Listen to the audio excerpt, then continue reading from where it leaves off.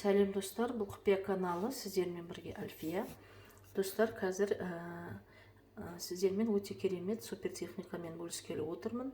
Ертең жасауға болады, ертең новолуние, бүгінде айтуды, бірақ ертең новолуние болып саналады. Сондықтан бұл техниканы ертең жасауға болады. Бұл өміріңдегі жолыңды ашу үшін арналатын супер техника.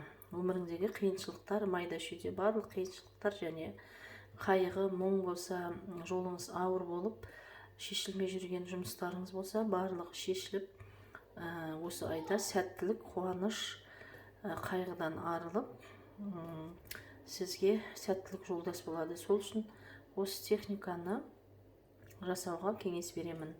Ол үшін бізге мынандай любой ыдысқа су құясыз,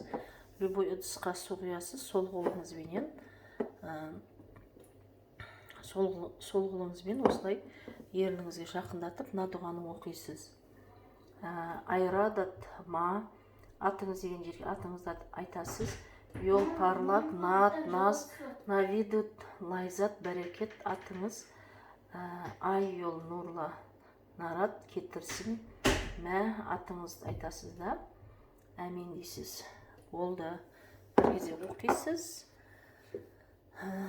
Сосын кранға барып, сол қолдан оң қолыңызға құясыз да, бетіңізді шайып тастайсыз. Одан оны сүртуге болмайды. Ол су бетіңізде өзі кеуіп қалу керек. Болды достар, басқа еш нәрсе жасамайсыз. Бұны әр айда новолунияда қайталасаңыз болады. Сәттілік достар.